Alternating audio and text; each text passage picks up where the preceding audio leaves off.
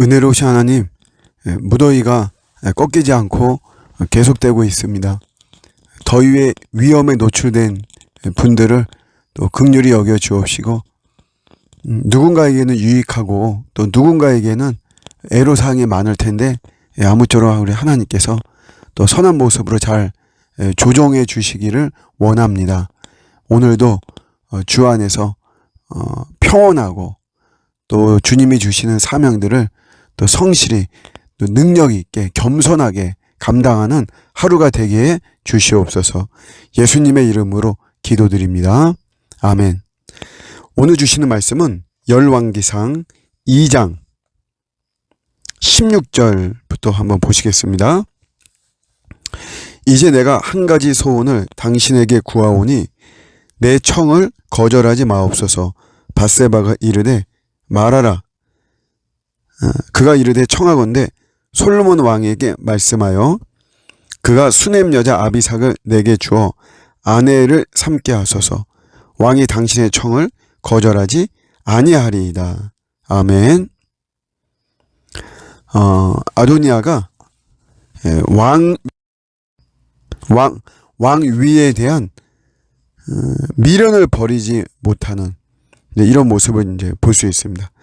그래서 다윗이 죽고 나자 이제 그런 어떤 욕심이 생겨서 밧세바를 찾아가서 아버지의 첩이었던 아비삭을 아내로 삼을 수 있도록 심서달라고 말을 하는 거죠. 왕의 후궁을 취하는 것은 왕의 권위를 빼앗는 일이고, 그래서 아도니아가 이것을 계기로 삼고 기회로 삼아서 다시 한번 지지 세력을 규합하고 왕권을 차지하려고 하는 그런 속셈이었습니다. 미련을 버리지 못했다. 오늘 요걸 가지고 조금 우리가 묵상을 좀 해보고 싶은데요. 하나님의 뜻이 아니거든요. 명백히 이제 드러났잖아요. 그래서 자기도 굉장히 위험에 처해 있고, 이랬으면 이게 하나님의 뜻을 인정하고 거기에 따르는 이런 모습이 지혜롭죠. 그런데 이 아도니아는 왕 위에 대한, 자기가 왕이 되고자 하는 이거에 대한 미련을 버리지 못한 거예요. 저는 바울을 굉장히 참 매력이 많더라고요. 우리 사도 바울. 그런데 그 중에 하나가 뭐냐면 제일 크다고 볼 수가 있는데, 배설물처럼 버렸다 이런 말을 쓰죠. 이제 본질이 율법이란 말이에요. 근데 이제 율법 학자로서 율법이 하나님의 의를 취득하는 것을 알고 있었는데 보니까 율법이 아니란 말이에요. 그가 그렇게 숭상했던 그 율법, 그거를 배설물처럼 여겼다. 이 말은 뭐냐면 미련 두지 않았다는 거예요. 자기의 젊음과, 예수님하고 5살 차이 나거든요. 자기의 젊음과 10대, 20대 모든 거, 또 부모도 그가 율법학자가 되기 위해서 얼마나 바랬겠어요. 온 가족이 다 그렇게 선망의 대상이었고, 자기도 시간을 투자하고 자기의 젊음과 모든 것에 투자했지만 그것이 아니라는 걸 알고 난 다음부터는 배설물처럼 버렸다. 미련 두지 않았다. 이거죠. 우리가 사실 실질적으로 물리적으로도 우리가 우리의 배설물에 대해서 미련 갖지 않잖아요. 이런 모습이 바울은 되게 매력입니다. 오늘 아도니아는 이 부분에서 실패한 거죠. 미련을 주었다는 것이에요. 우리의 삶을 이렇게 보면 그런 것 같아요.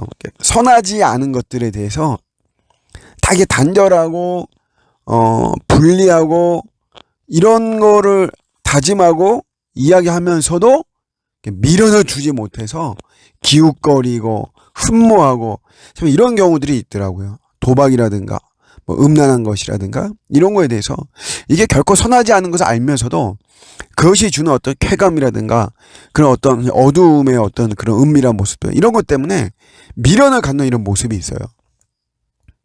저는 뭐 상담도 많이 하고 이제 그런 이야기도 많이 듣고 하니까 보면은 이 아름답지 않은 거에 대해서도 이게 미련을 갖습니다. 옛날 애인, 뭐 이루어질 수 없는 것, 이루어져서 안 되는 것들, 그런 건데 그런 대상에 대해서 미련을 갖는 거예요. 그래서 찾아보기도 하고 연락도 취하고 뭐 이런 모습들, 삶의 질서가 깨트리는 것들이 있잖아요. 그런 것들에 대해서는 과감하게 단호하게 내가 단절했으면 거기에 미련을 두지 말아야만 되는 것입니다. 미련을 두고 이런 속에서 굉장히 삶이 어그러지는 이런 모습들이 사실은 많이 있는 거죠. 뒤돌아보지 않는다라고 하는 거, 이제 이것도 우리가 이렇게 보면은 룻의 아내 있잖아요. 소돔과 고모라가 멸망당하는 시점에서 무조건 나와야만 됩니다.